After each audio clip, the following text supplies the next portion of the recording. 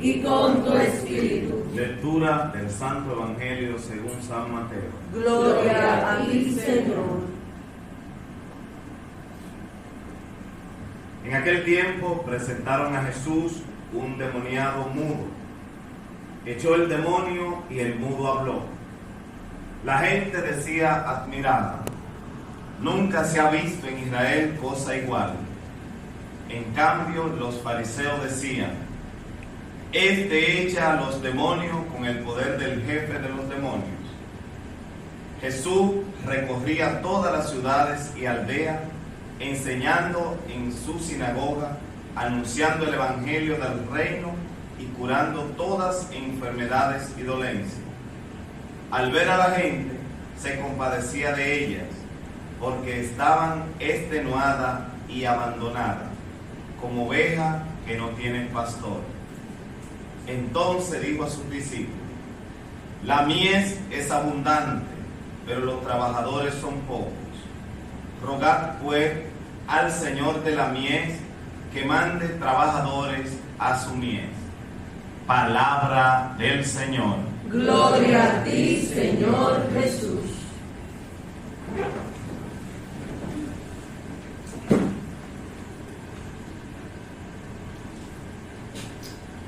Bien, hermanos, escuchamos este evangelio donde hay, claro, diferentes cosas, pero nos fijamos en esta frase que decía el evangelio, ¿no? Decía de Jesucristo, que iba anunciando, recorría todas las ciudades, enseñando, anunciando el evangelio del reino y curando todas las enfermedades y todas las dolencias. Lo demás se hace relación a eso que dice San Mateo, ese demoniado que expulsa el demonio, la gente que los fariseos, que una buena parte de ellos nunca aceptaron a Jesucristo como enviado de Dios, como el Hijo de Dios, como el Mesías. Y después la parte de la gente, la situación de aquel que muchas veces está desorientado, que se ha alejado de Dios, el pecado lo ha alejado de Dios. Y como dice San Mateo, andaban como ovejas que no tienen pastor, desorientadas, extenuadas, abandonadas. Y frente a eso también la primera lectura nos recordaba un detalle que pasaba con el pueblo de Israel muchas veces, que era el detalle de ese abandono de Dios lo llevaba a la idolatría. Está hablando en el tiempo, o sea, está hablando en el tiempo en que el pueblo de Israel estaba dividido en dos reinos. Tenía mención a ese santuario de Samaria, que estaba al norte, que lo hicieron para sustituir al templo que estaba en Jerusalén, que quedó en un reino del sur, por el cual no podían ir allí. Pero detrás siempre está la historia del pueblo de Israel, que continuamente se olvida de Dios, se aleja de Dios. La idolatría siempre significa colocar algo en el lugar de Dios, en el puesto de Dios, ya sea a una persona, ya sea el afán por los bienes materiales, ya sea, en el caso del pueblo de Israel, eran propiamente otros dioses hechos, como decía todo el Salmo de hoy, que hablaba de esto de tienen boca, sus ídolos son plata y oro, hechura de manos humanas, tienen boca y no hablan, tienen ojos y no ven, etc. ¿Cuánta gente al día de hoy precisamente está centrada su vida en el afán por conseguir dinero, por ser famoso en las redes sociales o no sé qué lo veía? Y es una idolatría todo eso, buscar la felicidad al centro de nuestra vida, el afán, digamos, de todo lo que aspiraríamos a nuestra vida, a veces colocarlo en cosas que, como dice este salmo, no tienen vida, por lo tanto no pueden dar vida. Y por eso Jesucristo, enviado por Dios, cumple esta misión: anunciar el evangelio, anunciar la buena noticia, anunciar que Dios existe, anunciar que Dios es nuestro Padre, anunciar que Dios está dispuesto a perdonar nuestros pecados, que Dios está dispuesto a ayudarnos en todos los aspectos, también incluso curando enfermedades y dolencias.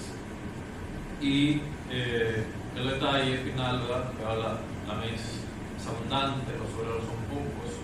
Le dirá al Señor trabajadores para su mies. Por una parte está ese detalle que siempre al día de hoy es preocupación, que es la escasez de personas dedicadas al servicio de la iglesia, es decir, escasez de sacerdotes en muchos lugares. Ayer leía yo una noticia, muchas gracias, que estaban corriendo por las redes sociales porque en Suiza, una parroquia, quedó sin párroco, el párroco tiene la intención de hacerse monje, pidió permiso al obispo. Y como hay casa de sacerdote y no encuentra, se pusieron un anuncio en el periódico. Se busca más. Y con las condiciones. Que el único más libre, que no sé qué. Entonces decía el que entrevistaban, que era parte del consejo parroquial. Claro, es una manera de funcionar que tienen ellos allá, donde los consejos parroquiales tienen mucho poder. En el que decía que hay casas de sacerdotes y no se encuentra. Algo que se nos ocurrió para ver si aparecían. Entonces, una preocupación siempre de la iglesia, de los obispos también es rezar por las vocaciones, rezar. Realmente nosotros tenemos la gracia que todavía tenemos vocaciones. La ordenación que hubo hace poco es 7. Y en cierta manera, aún así, si uno compara el seminario mayor Tomás de cuando yo estudiaba ahora, estaba muy vacío. O sea, nosotros también ya comenzamos a vivir lo que ya Europa está viviendo hace mucho tiempo. Y por eso es importante tener presente eso. Una de las armas que tenemos es la oración que ha al Señor. Pero también es una consecuencia también del deterioro, es decir, normalmente las vocaciones salen de familias cristianas, una familia donde el padre y la madre han afanado por el dinero, por otras cosas. Pues eso, como se dice muchas veces, los hijos aprenden más de lo que tú le dices por lo que ven, por ejemplo. Entonces, a nosotros nos toca rezar al Señor, rezar. Continúan existiendo familias cristianas donde son vocaciones cristianas y también de la iglesia, la parte que nos toca a todos nosotros, ser testigo al final de esta buena noticia. Podamos también nosotros pedir al Señor que podamos cumplirla, es decir, que podamos ser también testigos de ese amor de Dios que lleve también a que la iglesia persevere, que la iglesia continúe esta misión encomendada. Que siempre está de frente a lo que le pasaba a Jesucristo, el rechazo, gente que no hace caso, gente que no le parece bien. Pero siempre está ese otro pedazo, que es el final, esa persona que anda desorientada, como oveja que no tiene pastor. Y Jesucristo tuvo compasión de ella. ¿Cuántas personas han encontrado precisamente ese camino que les ha ayudado a salir de esa situación? A través de la iglesia, a través de encontrarse con la palabra de Dios, organizar su vida y encontrar un nuevo sentido a su vida. Nuevo orden. Por eso tener presente siempre en nuestras oraciones, en las vocaciones, en todo sentido, porque tan como decía, es importante las vocaciones al sacerdocio, a la vida consagrada, pero también las vocaciones a familias cristianas, a matrimonios cristianos.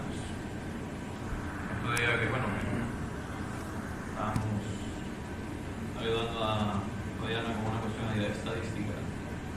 Veíamos que hace tiempo yo no había visto eso.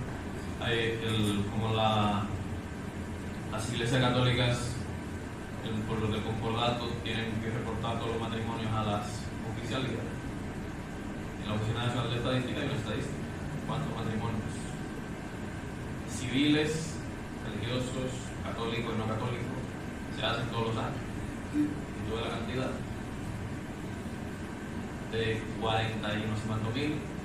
Hay 3.000 por la iglesia, matrimonio y divorcio, entonces entonces parte de ese también daño, o sea, esa destrucción, digamos, de todos los aspectos tiene sus consecuencias, como dice la palabra. Lo importante es que el Señor está presente, el Señor anuncia esta buena noticia, como decía, nosotros tenemos parte de eso, cada uno